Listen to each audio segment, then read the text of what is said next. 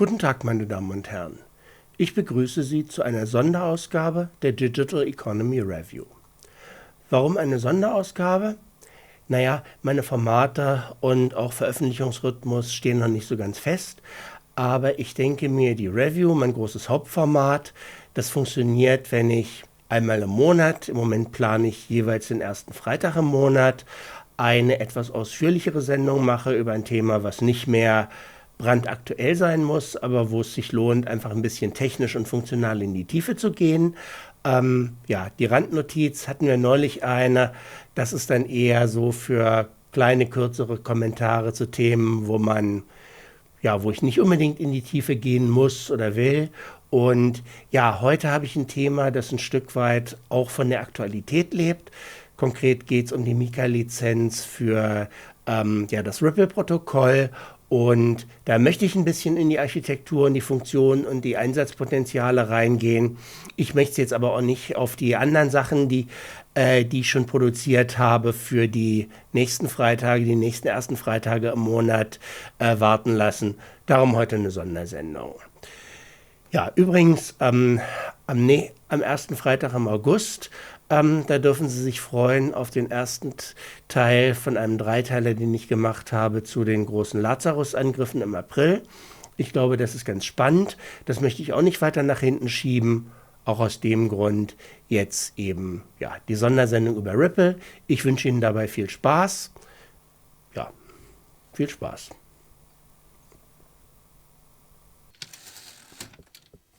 Bevor es losgeht, noch ein wichtiger Hinweis.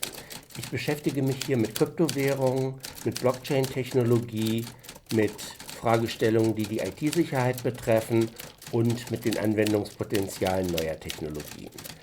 Bitte beachten Sie, dass damit keine Beratung und keine Empfehlung verbunden ist. Wenn ich eine Einschätzung abgebe, dann basiert das in der Regel auf einer kurzen Sichtung des Themas, die nicht ausreichend wäre, um das Thema wirklich für einen Kunden zu bewerten. Wenn ich eine potenzielle Empfehlung an einen hypothetischen Kunden formuliere, dann basiert das auf einem fiktiven Beratungsszenario, das nicht ohne weiteres auf ein konkretes Unternehmen oder eine konkrete Situation übertragen werden kann. Die in dieser Sendung präsentierten Informationen stellen keine Beratung und keine Empfehlung dar. Für Verluste und Schäden wird keine Haftung übernommen. Kryptowährungen sind ein hochriskantes Investment. IT-Sicherheit und alle anderen hier behandelten Themen erfordern intensive und individuelle Beratung. Einschätzungen und potenzielle Ratschläge, die ich formuliere, sind nicht auf konkrete Unternehmen anwendbar. Wenden Sie sich bei Bedarf an kundige und verlässliche Experten. Ich sagte es schon. Ripple hat die Mika-Lizenz erhalten Anfang Juli, ist damit jetzt also ein EU-zertifizierter Crypto Asset Service Provider, kurz CASP. Das bedeutet, man kann die Ripple-Software als Teil einer Struktur für Finanzdienstleistungen, für Kryptodienstleistungen einsetzen im Rahmen der EU-Regularien, also konform zu den relevanten EU-Regularien. Und das eröffnet natürlich erhebliche Einsatzpotenziale. Das wollen wir uns jetzt ein bisschen genauer angucken. Vorab, ich bin darauf aufmerksam geworden durch den Kanal von Miss Crypto. An der Stelle möchte ich da auch eine ausdrückliche Abo-Empfehlung aussprechen. Also Miss Crypto behandelt auch aktuelle Themen aus dem Bereich Kryptowährung, Blockchain-Technologie aus der Perspektive der Finanzanwendung. Das heißt, also sie sieht es vor allen Dingen als Asset, als Finanzasset und betrachtet es aus einer finanztechnischen Perspektive, geht dabei eben aber auch auf die technischen Einsatzpotenziale ein. Und das ist eben sehr interessant, eine super Quelle für Informationen, auch wenn man sich für den funktionalen, den technischen Aspekt interessiert. Also wenn Sie sich sogar für meine Videos interessieren, dann sollten Sie Miss Crypto auf jeden Fall abonnieren. Klare Empfehlung. Und ich habe dann auch die Ripple Homepage oder die Homepage von Ripple Labs, also dem Lieferanten von Ripple, zu Rate gezogen und auch den deutschsprachigen Wikipedia-Artikel. Schauen wir uns an, was daraus so hervorgeht. Ich fange mal an mit der Frage, was Ripple eigentlich ist. Wenn Sie aus dem Bereich Kryptoassets oder Finanzinfrastrukturen kommen, wissen Sie das sehr wahrscheinlich schon, aber ich richte mich ja an ein Publikum, das ja, sich generell interessiert für Enterprise-Architekturen, Enterprise-IT, nicht zwingend nur im Finanzsektor. Darum glaube ich, sollte ich es kurz erklären. Das kann man, glaube ich, nicht als selbstverständlich voraussetzen. Also Ripple ist ein Software-Ökosystem für Finanzanwendungen, basierend auf einer Distributed Ledger Technologie. Die funktioniert auch in wesentlichen Teilen wie eine Blockchain. Allerdings wird in der Ripple-Welt großen Wert darauf gelegt, dass es keine Blockchain im strengen Sinne ist. Ich komme gleich noch auf den Unterschied. Aber ja, letzten Endes ist es eine Softwarelösung basierend auf einem verteilten Kassenbuch, ähnlich wie bei den üblichen Blockchain-Anwendungen. Und darüber werden verschiedene Dinge oder können verschiedene Dinge abgewickelt werden, darunter auch der XRP. Das ist die Kryptowährung, das Kryptotoken, was quasi zum Ripple-Netzwerk gehört, wird in der Presse gerne auch mal einfach als Ripple bezeichnet. Das ist nicht ganz richtig, ne, ist nicht schlimm, aber trotzdem korrekterweise ist Ripple eigentlich die Softwarelösung, das Ökosystem, und die Kryptowährung, die dazugehört, ist XRP. Und ja, das Ripple-Ökosystem kann nicht nur den XRP abwickeln, sondern mittlerweile auch den Stablecoin Ripple US-Dollar. Das ist also ein Stablecoin auf den US-Dollar, den Ripple herausgibt mittlerweile als alternatives Zahlungsmittel auf der Ripple-Technologie, beinahe hätte ich Blockchain gesagt, ist es ja nicht als alternatives Zahlungsmittel zum XRP auf der Ripple-Infrastruktur, was unter anderem den Vorteil bringt, dass man, ja, soweit man sich im US-Dollar-Bereich aufhält, tatsächlich dann ohne Kursverluste Transaktionen über das Ripple-Netzwerk abwickeln kann. Aber auch das ist noch nicht alles. Also über die Ripple-Software können zum Beispiel auch Schuldverschreibungen in Fiat-Währungen verwaltet werden. Es können Fiat-Währungen gegen andere Fiat-Währungen getauscht werden. Und es können auch einfach Informationspakete ausgetauscht werden. Also beispielsweise kann man dadurch Rechnung und Bezahlung tatsächlich im Zusammenhang innerhalb des verteilten Kassenbuchs verwalten. Also das sind eine ganze Menge mehr Funktionalitäten, als beispielsweise die Bitcoin-Blockchain bietet oder auch andere klassische Distributed Ledger Technologien, also eine ganze Menge Potenzial. Das ist sicherlich Stoff für viele Folgen, da werde ich sicherlich auch in Zukunft nochmal was dazu machen. Wir bleiben jetzt aber einfach mal dabei, was die MiCA-Lizenz bedeutet. Noch eine zweite wesentliche Besonderheit von Ripple ist, dass Ripple im Gegensatz zu anderen Kryptowährungen oder Blockchain-Technologien nicht das Bankensystem ersetzen will oder dem Bankensystem Konkurrenz machen will, sondern Ripple will das Bankensystem ergänzen. Das heißt also, Ripple möchte eine IT-Infrastruktur bereitstellen, über die Banken, Finanzdienstleister und Unternehmen Finanztransaktionen abwickeln können, quasi als Teil eines erweiterten internationalen Bankensystems. Die Software, die im Grunde dahinter steckt, also die Plattform, ist das sogenannte Interledger-Protokoll, ILP. Das ist ein Open-Source-Protokoll für Zahlungsnetzwerke, auf denen die Ripple Labs eben das Ripple-Netzwerk aufbauen. Ich wollte nochmal zurückkommen auf die Frage, ob Ripple eine Blockchain ist. Da würde ich sagen, ja, eigentlich schon. Radio Erivan würde sagen, im Prinzip ja. Also es gibt da schon ganz wesentliche Gemeinsamkeiten mit richtigen Blockchains. Es ist ein Kassenbuch, ein digitales Kassenbuch aus aufeinanderfolgenden Transaktionsblöcken. Dieses Kassenbuch wird auch verteilt verwaltet durch viele Teilnehmer Und die Blöcke innerhalb dieses Kassenbuchs, die enthalten Hashwerte, die auf den jeweils vorherigen Blöcken basieren, sodass eben genauso wie beim Bitcoin und allen anderen relevanten Blockchains äh, ja, eine Manipulationssicherheit entsteht, dadurch, dass man nicht einfach einen Transaktionsblock austauschen kann. Das sind also die wesentlichen technischen Features einer Blockchain enthält das Ripple-Netzwerk oder benutzt das Ripple-Netzwerk, aber der wesentliche Unterschied, und das rechtfertigt, glaube ich, schon, dass man es ein bisschen anders nennt, ist, dass der Konsensalgorithmus anders ist. Also es gibt das Mining, es gibt das Staking und so Mischkonzepte, andere Konzepte, die aber alle eben auf großer Rechenpower und vielen ja, undefinierten Teilnehmern basieren, dadurch relativ lange Transaktionszeiten bedingen. Ripple macht das anders. Ripple hat benannte Validatoren, die eben zu einem neuen Transaktionsblock zustimmen müssen. Das hat durchaus vor allen Dingen einen Nachteil, nämlich die Frage der Unabhängigkeit. Bitcoin und Co. sind natürlich genau dadurch unabhängig, dass ja niemand zentral die Kontrolle darüber hat, wer als Validator auftreten kann. Das ist bei Ripple anders.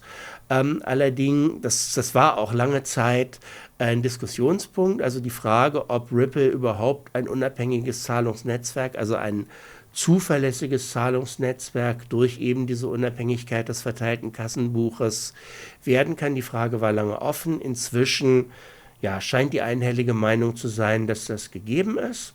Ja, müssen wir sehen, ob das so bleibt. Schön wäre es schon, denn ja, auf der anderen Seite steht nämlich ein großer Vorteil. Dadurch wird der Konsensalgorithmus nämlich sehr unaufwendig und das ermöglicht es, über Ripple-Transaktionen in sehr großer Geschwindigkeit abzuwickeln. Also eine Ripple-Transaktion braucht nur 3 bis 5 Sekunden, was ja natürlich sehr wenig ist.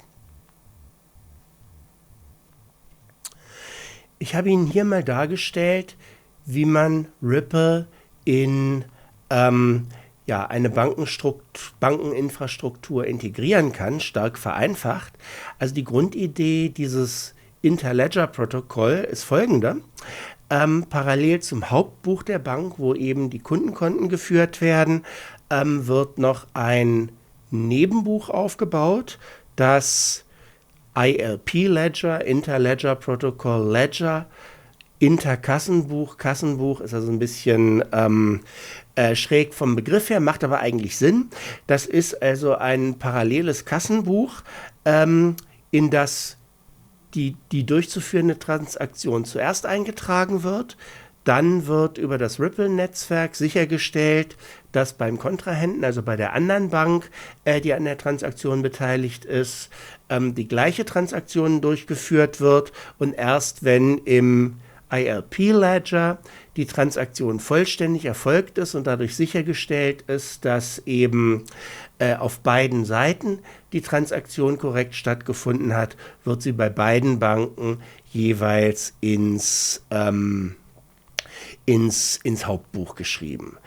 Das ist ein wesentlicher Vorteil, zum Beispiel gegenüber dem SWIFT-System. Also Sie sehen schon, Ripple ist nicht so sehr Konkurrenz für Banken, sondern Ripple ist vor allen Dingen eine Konkurrenz für das SWIFT-Protokoll, für die Abwicklung von internationalen Transaktionen, Buchungen zwischen Banken in unterschiedlichen Ländern. Na? Und bei SWIFT ist einer der wesentlichen Nachteile, dass es erstens relativ lange dauert und zweitens relativ komplex ist und dadurch kann es eben passieren, dass bei SWIFT mal eine Buchung verloren geht und dann ist es sehr aufwendig für die Banken und die beteiligten Zentralbanken nachzuvollziehen, was da schiefgegangen ist und letztlich den korrekten Stand herzustellen. Und die Idee vom ILP, vom Interledger-Protokoll, ist eben genau diese Fehlerquelle auszuschließen, indem man über diese Nebenbücher sicherstellt, dass erstmal auf beiden Seiten die Transaktion durchgeführt würde, bevor sie dann final in die Hauptbücher geschrieben wird. Das ist also ein wesentlicher Vorteil gegenüber Swift. Den zweiten hatte ich schon erwähnt, nämlich die ungeheuer schnelle Transaktion, also die Transaktion über Ripple selbst dauert 3 bis 5 Sekunden, während eine Transaktion über Swift 3 bis 5 Tage dauert, ist also ein zweiter wesentlicher Vorteil. Ein dritter Vorteil sind die geringen Kosten, also Swift ist relativ teuer. Sie kennen zumindest SEPA-Überweisungen, die sind in der Regel kostenlos bzw. in der Kontoführungsgebühr enthalten. Bei Swift ist das anders, da kommt dann bei einer Überweisung in ein Land, das eben nicht an SEPA teilnimmt, kommen dann erhebliche Gebühren dazu. Und ein wesentlicher Vorteil von Ripple ist, dass eben durch den einfachen Konsensalgorithmus die Transaktionen auch sehr preisgünstig sind. Also durch die drei Vorteile will Ripple dem Swift-System da offenbar ernsthaft Konkurrenz machen. Und das sieht ja auch so aus, als hätte das erstmal Potenzial. Ein weiterer Punkt ist dann die Ripple-Währung, also der XRP, der sozusagen als Liquiditätsmedium fungiert. Also bei einer internationalen Überweisung überweisen Sie in der Regel nicht Euro zu Euro oder sowas, sondern Sie überweisen Euro und bei Ihrem Kontrahenten kommen US-Dollar an oder was auch immer. Es können indische Rupien in chinesische Renminbi sein, wie rum auch immer.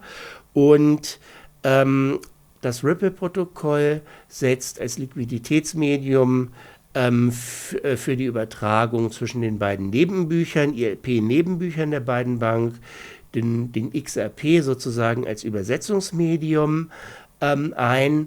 Dadurch, dass die Transaktionen eben so schnell gehen, ist das Währungsrisiko extrem gering und letzten Endes führt das dazu, dass ein Kontrahent eben in einer Währung überweisen und der andere Kontrahent eben in einer anderen Währung empfangen kann und keiner Währungsreserven in einer Fremdwährung nur für eine größere Finanztransaktion vorhalten muss. Das ist natürlich auch letztlich eine erhebliche Kosteneinsparung für Kunden, die große Überweisungen tätigen. Fassen wir nochmal zusammen. Ripple will also die Distributed Ledger Technologie zum Teil der IT-Infrastruktur des Bankenwesens für internationale Zahlungsabwicklung machen. Das ist nicht nur technisch interessant, sondern es sollte einige Vorteile bieten, angefangen von der dramatischen Zeitersparnis. Also 3 bis 5 Sekunden statt 3 bis 5 Tagen über Swift, das ist natürlich erheblich. Man muss dazu sagen, die 3 bis 5 Sekunden beziehen sich auf das, was innerhalb von Ripple selber stattfindet. Jede Bank braucht dann natürlich dann noch ihre eigene Banklaufzeit. Trotzdem sollten internationale Überweisungen dadurch wesentlich schneller möglich sein. Das Wechselkursrisiko sollte praktisch entfallen, selbst wenn die Banklaufzeit bei einer der Banken noch relativ lang ist, denn der Umtausch, der wird ja in die Ripple-Infrastruktur verlagert. Das heißt also, von Währung A wird gewechselt in XRP oder in den Ripple US-Dollar und von da aus wieder in die Zielwährung. Wenn man von US-Dollar nach US-Dollar überweist, dann gibt es nur den Tausch von Fiat-US-Dollar in den Stablecoin und zurück. Da sollten eigentlich gar keine Kursrisiken auftreten. Aber auch da, wo andere Fiat-Währungen eingewechselt werden, da besteht eben nur das Risiko, was bei einem Tausch innerhalb von 3 bis 5 Sekunden besteht. Dann sollten die Transaktionskosten dramatisch sinken. Da ist natürlich die Frage, inwieweit Banken das an ihre Kunden weitergeben. Auch Banken müssen dann natürlich investieren, um Ripple in ihre Infrastruktur zu integrieren. Das wollen die auch bezahlt haben. Irgendwo ist es ja auch legitim, die wollen verdienen.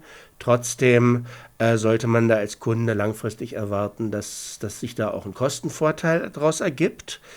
Dann ist die Konsistenz der Zahlung abgesichert.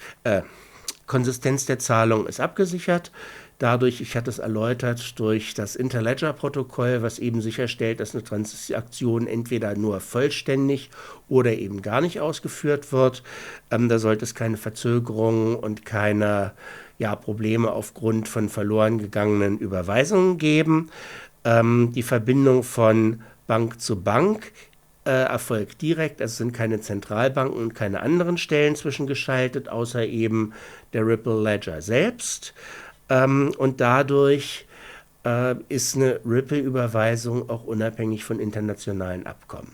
Das heißt jetzt natürlich nicht, dass man damit zum Beispiel Russland-Sanktionen umgehen kann oder sowas, das ist ja ganz klar. Also erstens wäre das sowieso illegal, zweitens dadurch, dass Ripple eben zertifiziert ist, zertifiziert als CASP nach MiCA, ist Ripple natürlich verpflichtet und wird das mit Sicherheit auch tun, davon gehe ich aus, wird dafür sorgen, dass eben nur Transaktionen möglich sind, die auch legal sind, das ist klar, aber solange keine ausdrücklichen Sanktionen dagegen sprechen, können natürlich auch Banken in Ländern, die zum Beispiel nicht Teil des SWIFT-Abkommens sind, trotzdem am internationalen Zahlungsverkehr über Ripple teilnehmen. Also dadurch ist Ripple natürlich interessant für Banken in der zweiten und in der dritten Welt. Ist, denke ich, ein Vorteil. Und die Notwendigkeit von Liquiditätsreserven in Fremdwährungen entfällt. Als Unternehmensberater stelle ich mir natürlich jetzt die Frage, wie können Unternehmen davon profitieren, auch wenn es vielleicht keine Bank, kein Finanzdienstleister ist. Ja, und das ist jetzt natürlich auch keine Beratung, auch wenn ich das tue, was ich auch in einem Beratungsprojekt als Berater machen würde.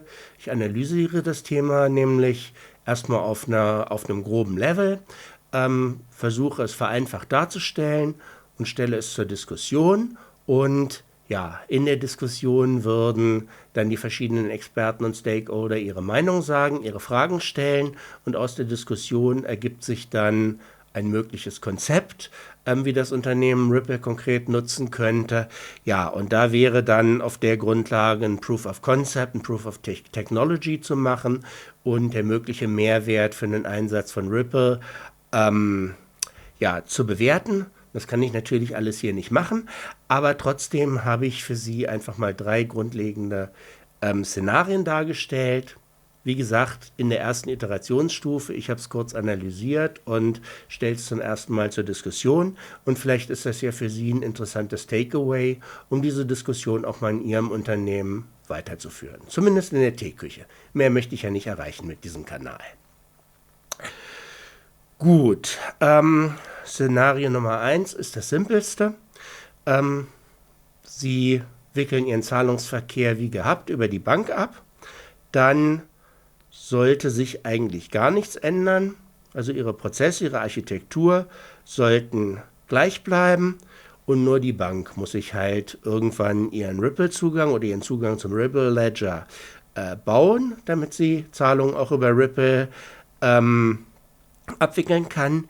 Ich würde dann erwarten, dass irgendwann die Buchhaltung, wenn sie Überweisung anstößt, neben SEPA und SWIFT auch die Alternative Ripple angeboten kriegt und das natürlich auch ein entsprechender Preisvorteil und Geschwindigkeitsvorteil weitergegeben wird. Ich sagte es gerade, Preisvorteil, das ist so eine Sache, wann das wirklich kommt und in welchem Umfang. Aber da würde ich schon mal bei meiner Hausbank nachhaken, was ist da geplant? Wird es denn dadurch günstiger? Und das ist so ein Punkt, wo es sich immer lohnt, auch mal Vergleichsangebote einzuholen. Ansonsten an Ihrer Finanz-IT sollte eigentlich nicht viel an Änderungen notwendig sein, außer vielleicht ein paar konfigurativen Anpassungen, Erweiterungen. Das sollte aber dann eigentlich Standardfunktion, zumindest neuerer Versionen der Finanz-IT, also des ERP-Systems, des Finanzsystems, was auch immer Sie da genau benutzen, sein. Gut, soweit das einfache Szenario und für die allermeisten Unternehmen, wenn es nicht gerade Finanzdienstleister sind, wird das Szenario der Wahl sein. Trotzdem ist es vielleicht ganz interessant mal zu gucken, wie sähe das eigentlich aus, wenn man Ripple bzw. die Möglichkeit, eine Ripple-Transaktion anzustoßen, direkt in die eigene Finanz-IT einbauen würde. Das habe ich Ihnen mal dargestellt als Szenario 2 und Szenario 3. Das heißt also, man muss da zwei grundsätzliche Herangehensweisen unterscheiden. Der eine Ansatz wäre zu sagen, okay, ich will aus meiner Finanz-IT heraus direkt die Ripple-Transaktion anstoßen. Ich möchte aber das Geschäftskonto bei der Hausbank trotzdem als einzigen Ort der Wertaufbewahrung weiter betreiben. Die Alternative wäre zu sagen, okay, ich will Ripple-Transaktionen durchführen und ich baue mir dafür dann auch eine Wallet-Infrastruktur auf, wo ich dann die entsprechenden Krypto-Token, also XRP, Ripple US-Dollar und vielleicht auch andere, auch selber aufbewahre. Inwieweit das für welches Unternehmen Vorteil bringt, ist eine andere Diskussion. Das würde jetzt hier zu weit führen. Ich würde mich allerdings freuen, wenn Sie mir in die Kommentare schreiben, ob Sie da bestimmte Anwendungsszenarien sehen, wo das interessant sein könnte für ein Unternehmen. Das, auch wenn es kein Finanzdienstleister ist, also das ist sicherlich eine Diskussion, zu der ist noch einiges zu sagen. Aber gucken wir es uns einfach mal kurz an von der Architektur her. Ich habe Ihnen hier also mal das erste Szenario, das heißt, Ripple-Transaktionen werden selbst ausgelöst, aber die Bank bleibt der Ort der Wertaufbewahrung, aufgezeichnet. Da ist ja die Fragestellung, wie macht man aus dem Bankguthaben ein Kryptotoken, die Kryptotoken, die man braucht. Und ja, in dem Fall müsste man da einen sogenannten Liquidity Provider, also einen Dienstleister, der die Liquidität kurzfristig auf Zuruf bereitstellt, also Zuruf elektronisch natürlich, digitaler Zuruf, die Liquidität bereitstellt und ja, die Fiat-Summe, die Summe in Fiat-Geld, die ihm dafür zusteht, vom Geschäftskonto abbucht und die Liquidität, also die Kryptotoken, in die Transaktion, die man aus der Finanz-IT im Ripple-Protokoll anstößt, einsteuert. Also kann man sich, denke ich, so vorstellen, dass man da einen Account zu so einem Liquidity-Provider in die Finanz-IT einbaut und eben die Funktion zur Auslösung der Ripple-Transaktion. Und wenn man das auslöst, dann wird automatisch der Liquidity Provider die XRP, die Ripple US-Dollar einsteuern und ja, ganz traditionell würde einem dann die Rechnung schicken, beziehungsweise er bucht sich das, was ihm dafür zusteht, dann von der Hausbank ab. Sie sehen hier in der Mitte das Ripple-Protokoll, in Violett dargestellt eben den Liquidity Provider. On-Ramp bedeutet der Umtausch von Fiat in Krypto für das Auslösen der Transaktion. Off-Ramp bedeutet der Rücktausch, also man hat der Kontrahent auf der gegenüberliegenden Seite hat eben Krypto erhalten über die Transaktion und tauscht die dann in Liquidität um, die auf seinem Geschäftskonto verbucht wird. Muss natürlich nicht symmetrisch sein, also es könnte auf einer der Seiten jetzt auch einer stehen, der einfach das über seine Hausbank macht. Das sollte also unabhängig davon funktionieren, wie der jeweilige Kontrahent funktioniert. Letztlich für jeden, das ist ja nun auch das, was Distributed Ledger Technologien so interessant macht. Letzten Endes geht es nur darum, eine Transaktion in nicht der Blockchain in dem Fall, aber eben im Distributed Ledger auszulösen und beziehungsweise eben das Ergebnis der Transaktion zu empfangen und wie man das dann weiterverarbeitet, ob man die Token in eine Wallet tut, ob man sie umtauscht, welchem Weg auch immer, das ist dann jedem selbst überlassen. Das sollte in jeder Kombination funktionieren. Wesentlich ist,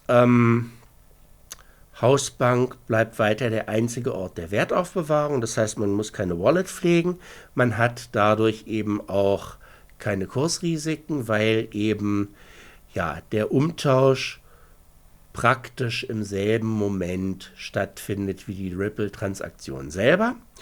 Dafür braucht man eben diesen Liquidity Provider und man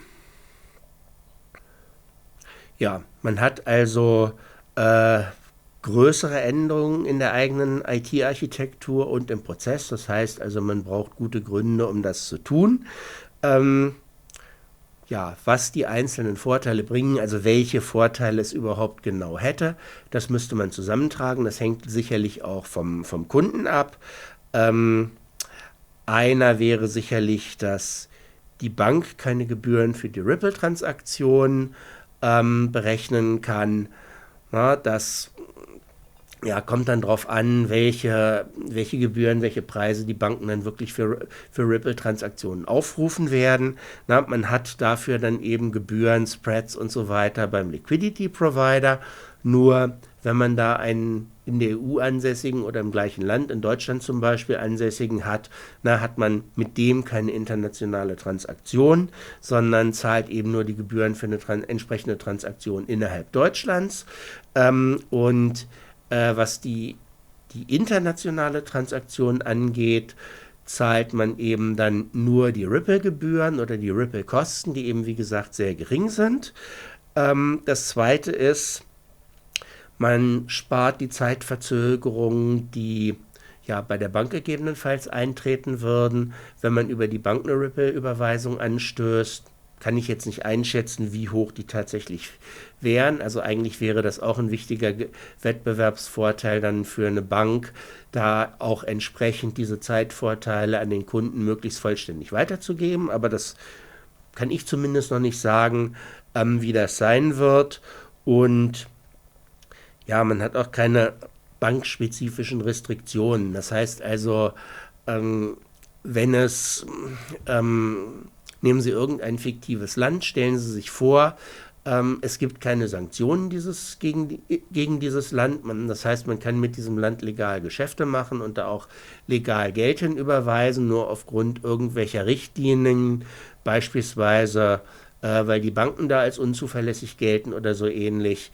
Hat die Bank in ihren Geschäftsbedingungen eben ausgeschlossen, dass Überweisungen in dieses Land getätigt werden.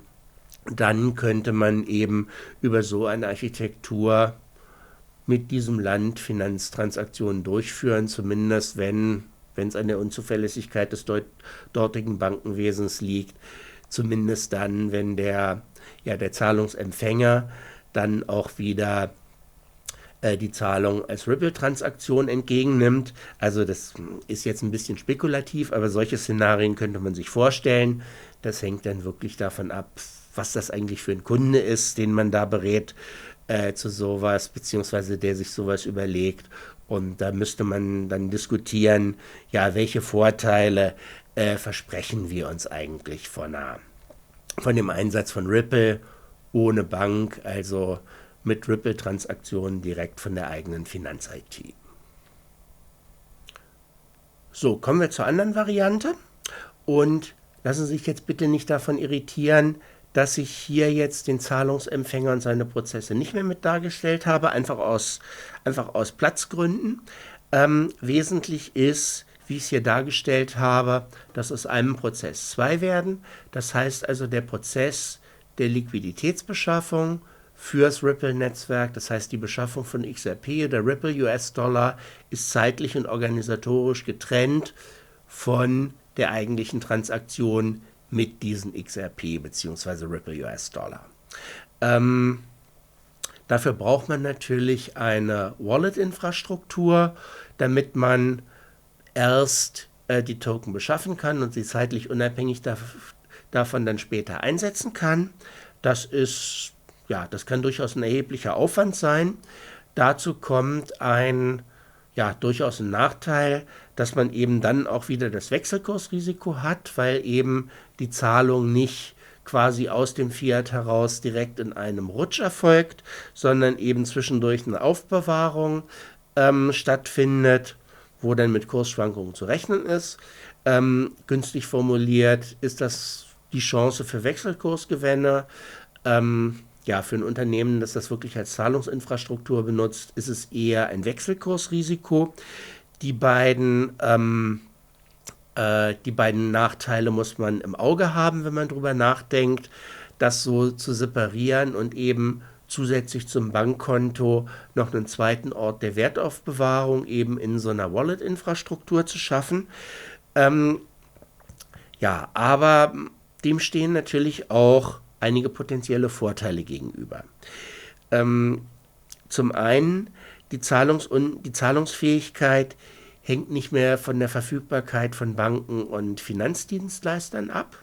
Na, also wenn Sie dann wirklich eine Zahlung auslösen wollen, brauchen Sie nur noch das Ripple-Netzwerk.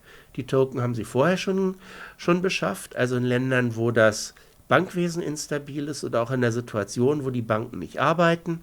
Also wenn Sie zum Beispiel eine dringende Transaktion durchführen müssen und nicht bis Montag früh warten können, wo die Bank sie wirklich auslösen würde, oder in Situationen, wo die Banken ja ausfallen. Also das sind ja Szenarien, die sind auch in Mitteleuropa vorstellbar. Bankenpleiten haben wir schon erlebt. Na, wenn Ihnen also wichtig ist, auch in so einem Szenario schnelle, dringende Transaktionen ohne zeitliche Verzögerung durchführen zu können, dann wäre das eine Lösung der Wahl. Na, dazu kommt bei dem Liquidity Provider braucht man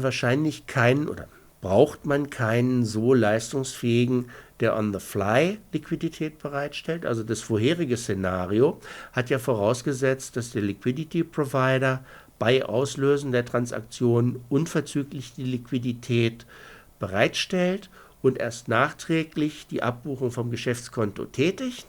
In diesem Fall, wenn die Devisenbeschaffung, hätte ich jetzt beinahe gesagt, also die Beschaffung der Kryptotoken, XRP und Ripple US-Dollar, vorher zeitlich unabhängig erfolgt, dann geht das auch über eine normale, konventionelle Kryptobörse, die so einen Service nicht anbietet.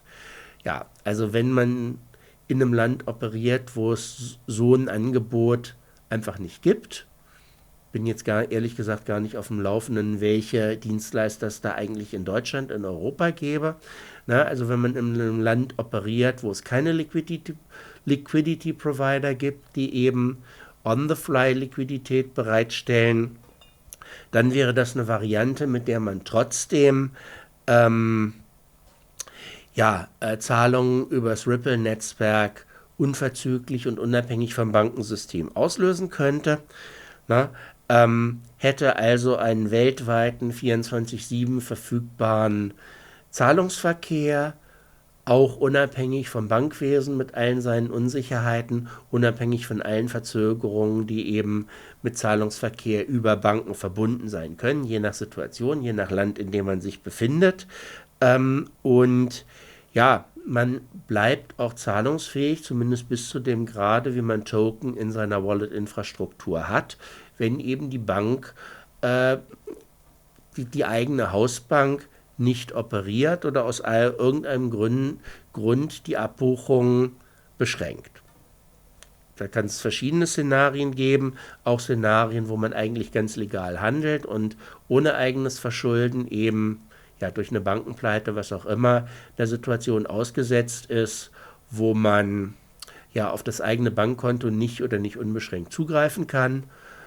Da würde man mit dem Szenario trotzdem zahlungsfähig bleiben, zumindest solange man genügend Token in der Wallet-Infrastruktur hat. Soweit die naheliegenden Vorteile, die man sich mit so einer Architektur verschaffen könnte. Aber jetzt spinnen wir das nochmal eine Ecke weiter. Nehmen wir an, Sie haben so eine Wallet-Infrastruktur, dann sollte es kein so großes Projekt mehr sein, da auch mehrere Wallets beispielsweise für unterschiedliche Kostenstellen, die Kostenstellen direkt benutzen können, einzubauen. Also denken Sie vielleicht an ein agiles Projekt. Ich weiß jetzt nicht, ob jeder, der hier zuhört, mit dem Begriff was anfangen kann. Also die meisten sicherlich schon, aber vielleicht erkläre ich es nochmal kurz. Agil heißt in der Softwareentwicklung, dass man die Software nach ihren Funktionen in kleine Portionen einteilt, von denen jede Portion einen konkreten Nutzen hat. Die werden in regelmäßigen Zeitabschnitten nacheinander geliefert und unter Umständen, je nachdem wie der Vertrag genau gestaltet ist, kann der Softwarelieferant, der Entwicklungspartner, nach jedem Entwicklungsschritt, also die sogenannten Sprints, das Wort kennen Sie vielleicht aus dem Zusammenhang,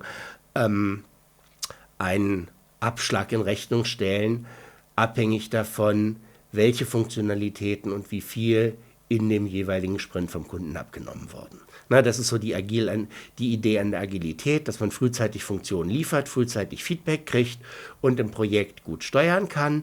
Und dazu gehört im Idealfall auch eine agile Zahlungsweise, die den Softwarelieferanten oder den Entwicklungspartner, den Implementierungspartner entlohnt nach dem tatsächlichen Nutzen, den er pro Sprint geliefert hat. So, jetzt stellen Sie sich vor, Sie machen nach jedem Sprint, so ein Sprint dauert üblicherweise 2 bis 4 Wochen. Man hat in einem Projekt so mindestens 5 oder 6, gerne auch mal 12, 13 oder mehr. Na, und jedes Mal machen Sie die große Hafenrundfahrt über die Buchhaltung, Controlling und so weiter, Managementfreigabe für Einzelrechnungen.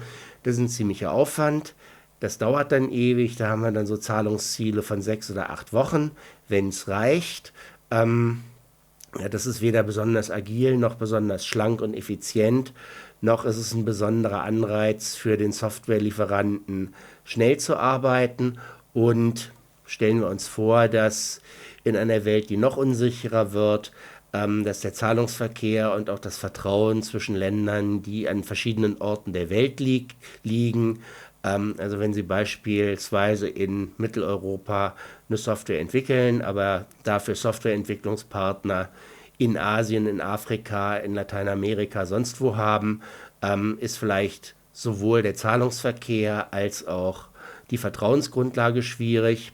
Und jetzt stellen Sie sich vor, Sie würden nicht jeden Sprint diese große Runde mit Rechnung und allem, was dazugehört, drehen, sondern Sie würden einfach zu Beginn der Implementierung eine Projektwallet einrichten. Über die hat der Projektleiter die Hoheit und die wird, weil sie sowieso mit allen ihren weltweiten Partnern in US-Dollar abrechnen, wird die zu Beginn des Projekts mit Ripple US-Dollar gefüllt und ja, nach jedem Sprint nicht überweist, sondern transferiert der Projektleiter aus seiner Projektwallet die vereinbarte Menge von US-Dollar in Ripple US-Dollar direkt an den Implementierungspartner, der den Anspruch hat. Nur so als Idee. Ne? Jetzt noch einen Schritt weiter gesponnen. Also Sie könnten jetzt sagen, das ist ein ungünstiger Zahlungsfluss, wenn die Buchhaltung am Anfang das ganze Budget für die Softwareentwicklung übertragen muss an die Wallet, muss aber nicht sein. Sie haben ja ungefähr eine Vorstellung, welche Kosten in welchem Sprint anfallen. Na, da könnte die Buchhaltung dann auch in jedem Sprint ein entsprechendes Budget in die Wallet übertragen und davon bezahlt dann der Projektleiter Ihre Implementierungspartner. Dann haben Sie einen günstigen Zahlungsfluss. Sie müssen also die Dollar erst bereitstellen, wenn damit zu rechnen ist, dass das tatsächlich damit bezahlt werden muss. Sie haben aber eben auch einen sehr schnellen, sehr schlanken und wenn Ripple etabliert ist als weltweites Zahlungsinstrument, weltweite Zahlungsinfrastruktur, auch eine gute Vertrauensgrundlage.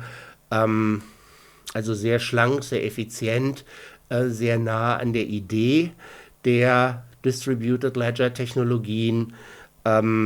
Vielleicht könnte das sogar ein Anreiz sein, oder ein Anreiz sein, der so eine Lösung mit einer eigenen Wallet-Infrastruktur und einer bewussten Wertaufbewahrung in der Wallet-Infrastruktur durchaus interessant macht. So, jetzt sagen Sie zu Recht, naja, ist schwierig in Europa, speziell in Deutschland. Da muss ich ja meine Kryptotransaktionen sekundengenau mit Wallet-Adresse und Tod und Teufel minutiös dokumentieren. Das ist ja ein Riesenaufwand. Ja, da haben Sie recht.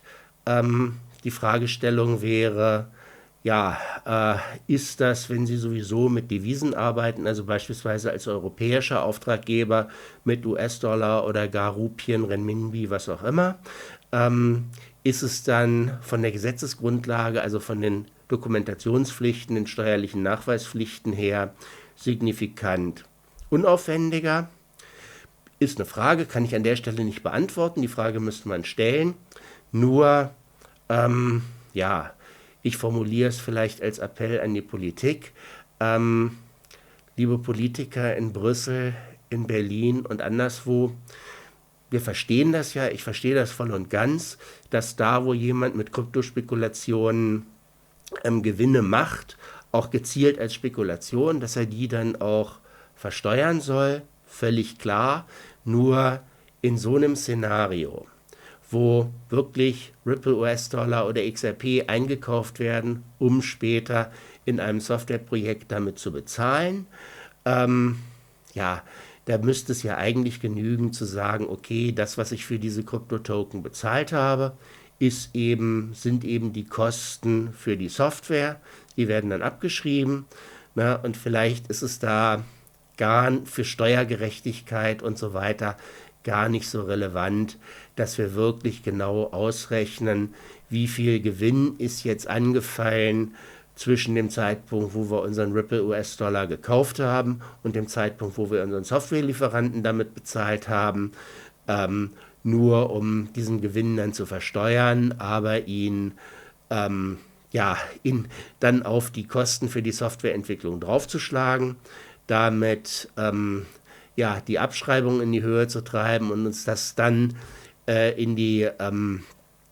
die Steuererklärung auch wieder zurückzuholen. Ich weiß nicht, ob das unbedingt notwendig ist. Es belastet dann im Zweifelsfall einfach nur über Jahre hinaus die Unternehmensbilanz, erzeugt Verwaltungsaufwände und ja, vielleicht findet sich ein geschicktes Konzept, mit dem auf der einen Seite eine faire Besteuerung von Kryptotransaktionen, da wo es wirklich spekulativer Natur ist, gewährleistet ist, aber trotzdem Unternehmen die Chance haben, die Option auf schlanke Prozesse, die Chance auf Verschlankung von Prozessen, die Chance auf Effizienzsteigerung mit modernen Technologien, wozu eben auch Blockchain-Technologien und Distributed Ledger im Allgemeinen gehören, wirklich zu heben und damit ihre Produktivität, ihre Wettbewerbsfähigkeit, gerade die internationale Wettbewerbsfähigkeit zu steigern. Vielleicht ist das eine Überlegung wert und vielleicht kommen wir mit der einen oder anderen Gesetzesnovelle dahin, dass dieses Hemmnis auch wegfällt und ja, vielleicht steckt dann in Ripple und einem geschickten Einsatz für beispielsweise Softwareprojekte wirklich eine Chance zur Steigerung von Produktivität und Wettbewerbsfähigkeit. Schauen wir mal, was Brüssel sich ausdenkt.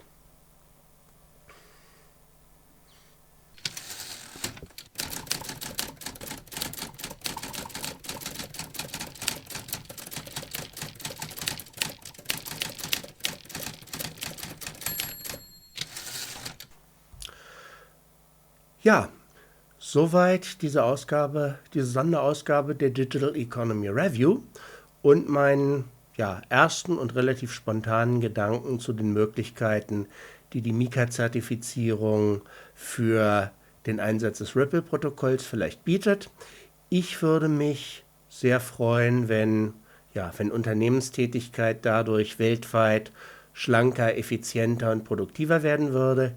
Ich würde mich freuen, wenn speziell in Europa auch die Politik diese Entwicklung eben mit einer Gesetzgebung begleiten würde, die es Unternehmen tatsächlich auch erlaubt und Unternehmen dabei unterstützt, diese Möglichkeiten auszuschöpfen und eben dadurch produktiver und konkurrenzfähiger zu werden. Wir werden sehen, was dabei rauskommt. Das ist sicherlich nicht das letzte Mal, dass wir darüber gesprochen haben. Für heute danke ich Ihnen für Ihr Interesse, Ihre Aufmerksamkeit und wünsche Ihnen spannende Teeküchengespräche über dieses Thema. Vielleicht sehen wir uns irgendwann im Zusammenhang damit. Ich wünsche Ihnen auf jeden Fall, dass Sie jede Menge Chancen und Potenzial aus dieser Entwicklung ziehen können. Das war's für heute. Die nächste reguläre Ausgabe der Digital Economy Review kommt am ersten Freitag im August. Müsste der 7. oder der 6. oder sowas sein. Ich müsste jetzt nachgucken, ist ja egal. Da werde ich mich beschäftigen mit einer der großen Attacken der Lazarus-Gruppe im April 2026 auf die Decentralized Finance. Haben Sie sicherlich mitgekriegt, dass es im April diesen Jahres schwerwiegende Hackerangriffe mit sehr großem Schaden gegeben hat. Ich habe mich damit ausführlich auseinandergesetzt und ja, letztlich für 3 Ausgaben der Digital Economy Review produziert. Wenn Sie Interesse haben, sehen Sie die jeweils am ersten Freitag im Monat im August, September und Oktober. Ich würde mich sehr freuen, wenn Sie dabei sind. Ansonsten, ja, wünsche ich Ihnen erfolgreiche Projekte und auch viel Vergnügen mit der Entwicklung am Kryptomarkt, in der Blockchain-Technologie, der Distributed Ledger-Technologie und was auch immer sonst die Digitalisierung mit sich bringt. Auf Wiedersehen.